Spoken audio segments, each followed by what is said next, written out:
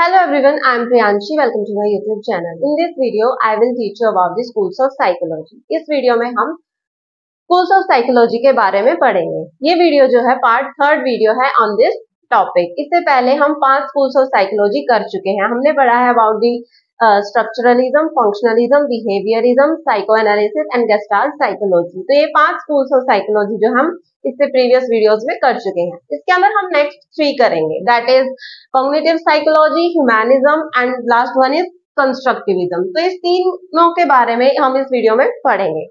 Video start करने से पहले मैं आपसे कहना चाहूंगी कि please if you like these videos please subscribe to my channel and don't forget to like, comment and share this video. Start करते हैं from the first school of psychology of this video, that is cognitive psychology. तो cognitive psychology दी गई है in 1960 by Miller and Jerome Bruner. इन दो लोगों ने एक नया स्कूल ऑफ साइकोलॉजी डेवलप किया, दैट इज कॉग्निटिव साइकोलॉजी। और एक उन्होंने सेंटर ऑफ कॉग्निशन भी एस्टेब्लिश किया है कि भाई जहाँ पे उन्होंने इस बारे में रिसर्च की, एक्सपेरिमेंट्स किए एंड ऑल।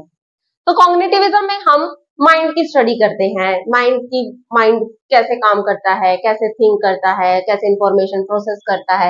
मेनली हम ब्रेन की बात करते हैं, ब्रेन की। भाई ब्रेन जो है वो कैसे सोचता है, कैसे समझता है, कैसे चीजों को प्रोसेस करता है, कैसे चीजों को ऑर्गेनाइज करता है, कैसे इंफॉर्मेशन को स्टोर करता है। तो ये सारी बातें कॉग्निटिविज्म के अंदर आती है। कॉग्निटिविज्म का मतलब ही मतलब कि कॉग्निटिव वर्ड जो है वो अटैच्ड है टू द ब्रेन और द माइंड, कि ब्रेन कैसे काम करता है, कैसे सोचता है, कैसे समझता है, कैसे अंडरस्टैंड करता है चीजों को, इवन लैंग्वेज डेवलपमेंट कैसे होती है। तो ये सारी बातें कॉग्निटिविज्म में हुई है।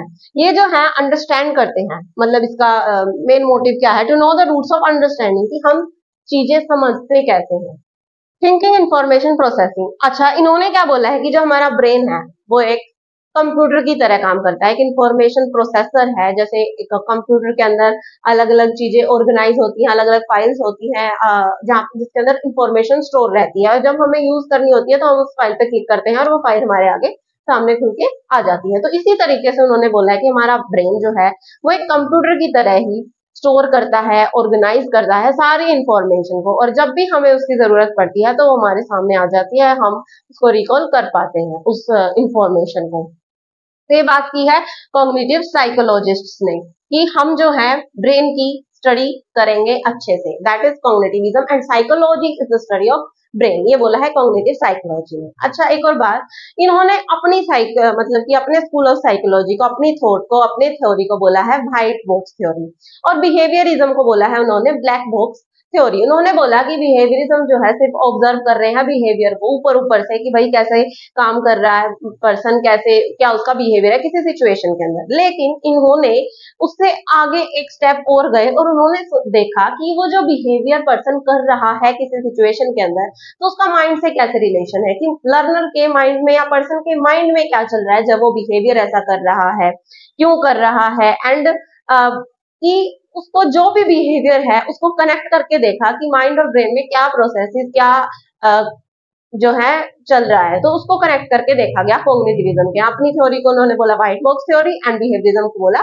Black box theory. ये जो जितने भी स्कूल्स हैं वो एक दूसरे के अपोजिट या अगेंस्ट बने हुए हैं, जो उनसे मतलब कि नहीं मानते दूसरे स्कूल्स ऑफ साइकोलॉजी के थॉट्स को, तो अपने स्कूल्स ऑफ साइकोलॉजी जो है वो बनाते हैं, डेवलप करते हैं। तो मिलर एंड जेरोम ब्रूनर ने कॉग्निटिव साइकोलॉजी बना। नेक्स्ट हम पढ़ेंगे about the humanism.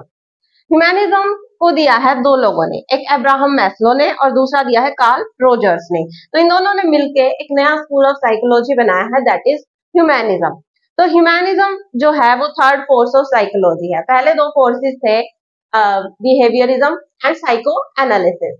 Psycho analysis given by Sigmund Freud and behaviourism given by Watson. तो इन दोनों के अपोजिट इन्होंने एक या अगेंस्ट जो है एक नया स्कूल ऑफ साइकोलॉजी डेवलप किया, जिसको बोला गया थर्ड फोर्स ऑफ साइकोलॉजी या school of psychology, that is humanism. Humanism के अंदर ये कहते हैं जैसे उन्होंने अपोज किया साइको एनालिसिस को भी, क्योंकि साइको एनालिसिस में क्या था कि अनकॉन्शियस माइंड से हमारा बिहेवियर, ये सारी बातें साइको एनालिसिस में थी कि भाई कैसे अनकॉन्शियस माइंड से हमारा बिहेवियर एक्सप्रेस होता है इस तरीके से। और बिहेवियरिज्म में सिर्फ ऑब्जर्वेबल बिहेवियर की बात हो रही थी। तो इन दोनों के अपोजिट एक नया स्कूल डेवलप किया गया, दैट इज ह्यूमैनिज्म। ह्यूमैनिज्म ने बोला कि हम सिर्फ बिहेवियर को देख रहे हैं, साइको एनालिसिस वाले सिर्फ माइंड की स्टडी कर रहे हैं। तो इन दोनों को हटा के हम देखेंगे एक प्रॉपर ह्यूमन बीइंग। हम, क्योंकि उनका मानना है कि हर ह्यूमन बीइंग जो है वो एक यूनिक होता है, हर बंदे के अंदर एक यूनिकनेस होती है, तो उस यूनिकनेस को समझने के लिए एक नया स्कूल ऑफ साइकोलॉजी डेवलप किया, दैट इज ह्यूमैनिज्म।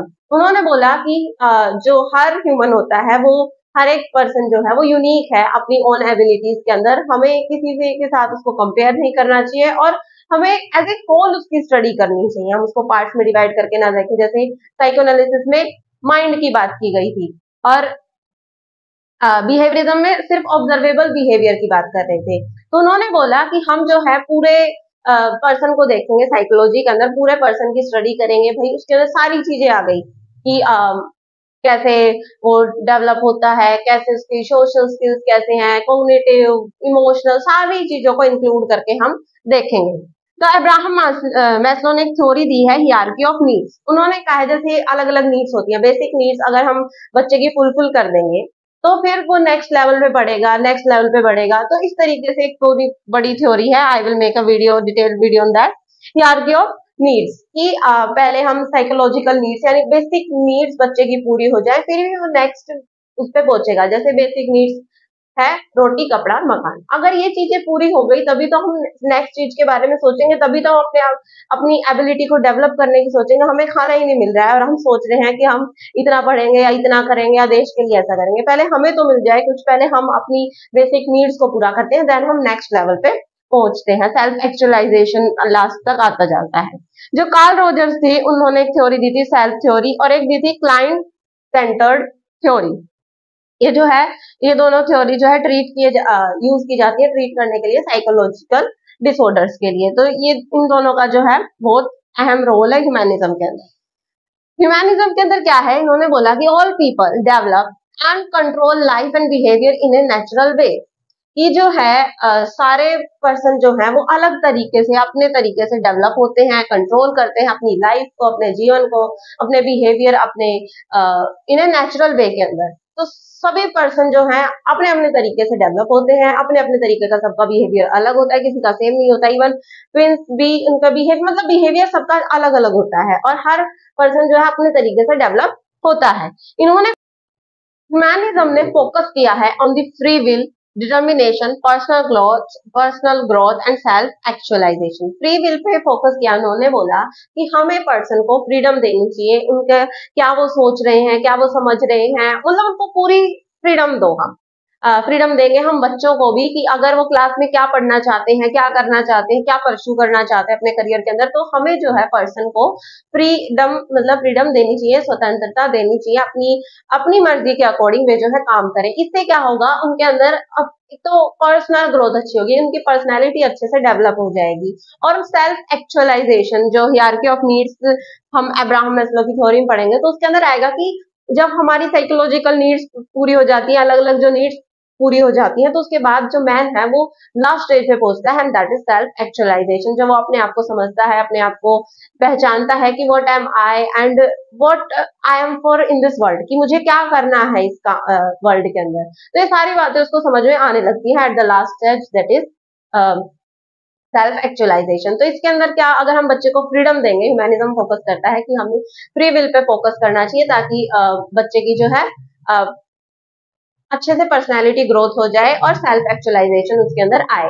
एक और बात की, ह्यूमैनिज्म वाले बोलते हैं कि हर पर्सन जो है वो यूनिक है, हर पर्सन के अंदर यूनिक एबिलिटी होती है और हर पर्सन के अंदर अगर हम उसको फ्रीडम दें तो उसके अंदर इतनी ताकत होती है कि जो वो चाहे वो कर सकता है।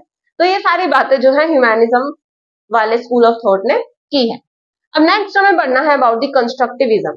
This is a new school of psychology जो आज के टाइम पे बहुत माना जाता है और मतलब कि बहुत सब जो है इसको मानते हैं कि यस, ये जो है बेस्ट स्कूल ऑफ साइकोलॉजी है, वन ऑफ द बेस्ट, क्योंकि इन्होंने बात की है कि बच्चा जो है वो कंस्ट्रक्ट करता है नॉलेज को।